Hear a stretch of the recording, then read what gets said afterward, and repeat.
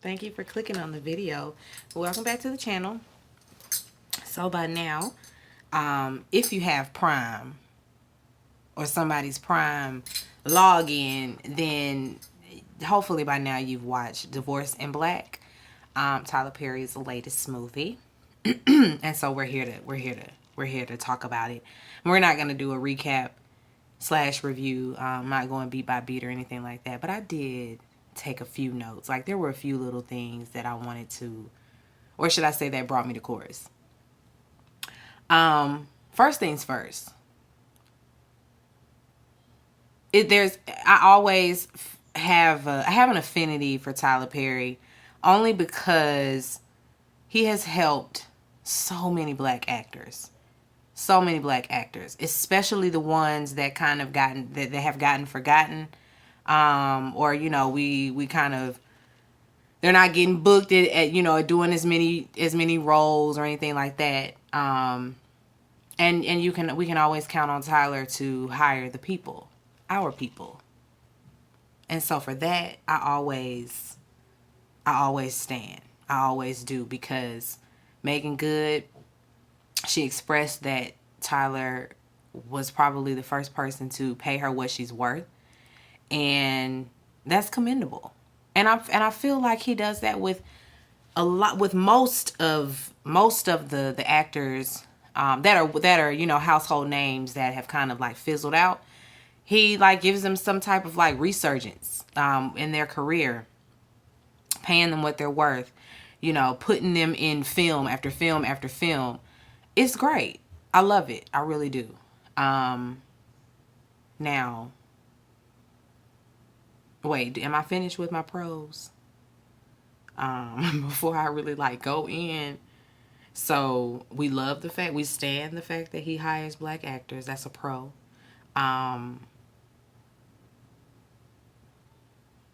We can count on, I will say the wardrobe, as well as hair and makeup. I don't have any complaints. Everybody's wig was great. No, there were no, terrible synthetic lace front cornrows, or there weren't any lace front locks. Because, when it comes to Tyler Perry, you have to worry about that. You got to worry about these wigs. But the wigs weren't bad. Weren't any bad wigs. Okay, so Corey was, his character's name was Dallas. And I feel like that he's the only character I remember their name, because I don't even remember what Meg's name was in the movie. Anyway, that's neither here nor there. Corey was the best part of this entire film. If y'all was sleeping on Corey before, sleep no more. Slumber no more. The man got range. He was channeling a whole lot of Ike Turner.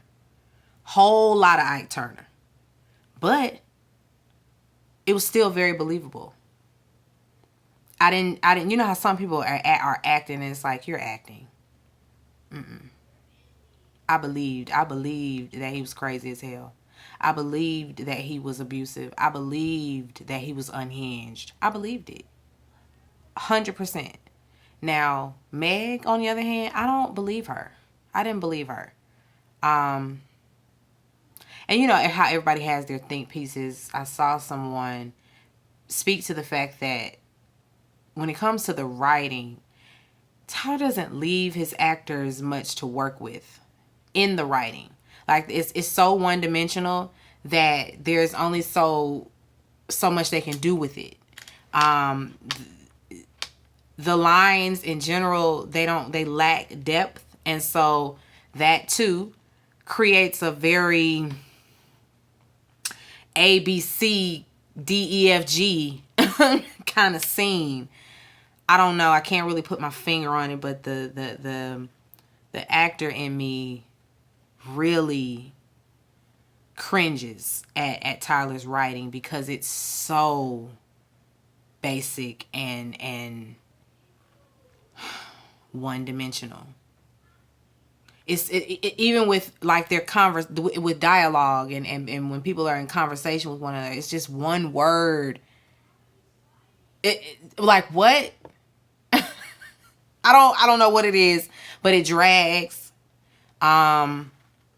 Just doesn't come off the way I feel like you think it might be. I don't know what be going on with Tyler Perry when it comes to the writing. He really, really, really desperately needs writers.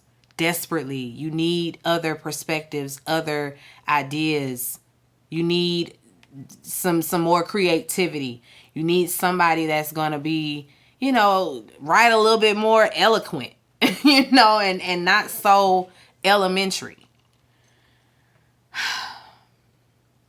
Corey's role, being that he and Tia, this is post divorce for him, and they're recently divorced. I'm sure, I don't know whether this was, you know, cathartic or not for him, but I'm sure he and Megan is also a woman that has been married and divorced, and so she too has life experience, and that's always a plus when you're acting to have a bit of life experience so that you can pull from that emotion. And Corey was saying things like, he had lines where he was saying things like, she didn't believe in him, and she didn't lift him up, or she didn't do this, or she didn't do that. He felt like he was in her shadow, or whatever. And I just was thinking to myself, I wonder if some of this kind of felt true for his own situation, not the abuse. I highly doubt that he was over there dragging Tia up and down stairs. Highly doubt that he was speaking to her crazy. Now, could there have been some sort of competition there? Could there have been some sort of, you know what? I'm not even going to say that. I'm not even going to try to speak to what went wrong in their marriage, because it ain't my business. It ain't my business, and I'll be spinning my wheels forever trying to figure it out. I want to talk about the supporting actress. Megan Good's best friend in the film. Typical for supporting actresses. I just feel like they're always better than the lead. I don't know why that is, but they love to put a good actress in a supporting lead role, and then the one that's kind of subpar, but we might have seen her face more, they make her the lead, and then it's just she was way better than Megan. Way better. It was way more believable. When she delivered lines, I felt like, like you're there and not like watching a film. If you get my drift. She was really good. She was really good in her role. I'm gonna look her up and see what else she's been in. What else she's had to offer. Tyler Perry, he'll recycle his actors, so she's probably been in a Tyler Perry production before, probably one of his other shows. I'm not sure, but she was great. The storyline was a typical Tyler Perry storyline, so this was every movie where the protagonist or the female lead has to fight her way away from her abusive husband, and she runs into the arms of her the boy next door from the school days. It's always that. And there was nothing different here. There was nothing different here. I didn't like that. I should say I don't like that Tyler Perry does this. When he wants to be set in the South, why are we always at a trailer park? That's not like, there are trailer park communities in the South, but I mean, it's not like a plethora. It's not like that's it. Why you can't put these folk in apartments or a house? The people are always at a trailer park somewhere. And then not to mention the wardrobe for the trailer park family. They have to look like hillbillies because, I mean, they're in a trailer park. So, of course, they have cut off flannel button-ups, and straw in their teeth. with their hat on like this. The people was looking ridiculous. The wardrobe for the antagonist family. let's try again. We don't always have to be set in the trailer park, Tyler. We just don't. The people do not have to always live there. It was just overkill. It was like it reminded me of that show he had that went off. What was it called? I can't think of what it was called, but it was about this a similar situation. This woman who ended up in witness protection, and of course they have her in a trailer park. But you know what? The series was turning out to be kind of okay, but she was like sleeping with the president or something like that. It was gonna be kind of good. The storyline had potential. Now that one had potential, and now it's gone. I feel like they gave it one season. That's neither here nor there. Tyler loves to throw the people in the South in a trailer park. I already said I love Megan Down, but I did not believe her in this role. Like, I just did not believe. Just did not believe she was acting, and it came off like acting. We don't want that. We don't want that. Do y'all notice how, and I notice this now that, I've taken a few acting classes, I pick up on people's quirks and things that they naturally do, but don't really know that they do. Megan scratches her head a lot. And I don't know if it's purposefully done, or it's just one of those nervous tics. Like when she's delivering a line, she does this a lot. And I'll be like, girl, why are you scratching your head so much? She did it so much, and it might just be me. But if you go back and watch, just count the amount of times sis scratched her head when it was time to start talking. And I feel like it's like a nervousness thing, like, like she might be trying to recall a line or something. I don't know, but I noticed it. That's not a part of it. That ain't a part of my little note or nothing like that. But I just, it was just a observation. The Boy Next Door, very corny. Very corny. I just would not have cast him myself. He was also very stereotypical. Like, why was his arms so big in that cut off flannel shirt? Because I guess everybody's a farmer. Here, we all farmers. We all work on the farm. Because we in the South.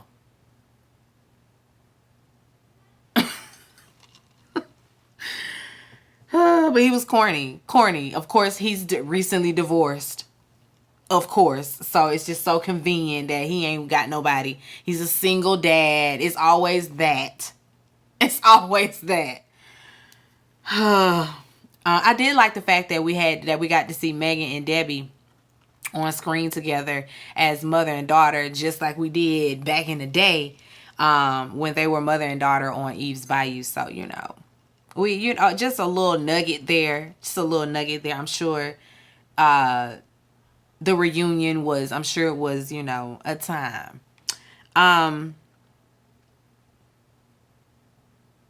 The men in the movie, in comparison to Dallas, and Tyler does this a lot as well. Nobody else is standing up up to the man but the black woman. But her friend isn't afraid to say what she wants to say, to be mouthy, to give him, to give him her ass to kiss. It's always the black woman, the female lead, or the supporting actress. It's always that. The men around are all meek and mild. It was crazy to me. That girl's husband would just sit back. I feel like he piped up maybe once, "Hey, watch your mouth when you're talking to my wife." But he would just sit there. Like the scene that we got with them on a double date situation, Corey was talking crazy to everybody. And that man was just sitting there like, whoa. Why Why was he so meek and mild? Why? He could have beat homeboy's ass. But I guess it's not supposed to go that way because, I don't know. I guess the battles are supposed to be between him and the protagonist Megan, or him and, I don't know. But I didn't understand why the men in the room were all so timid in comparison to Corey's character, who's very brass and, loud and aggressive and all of that.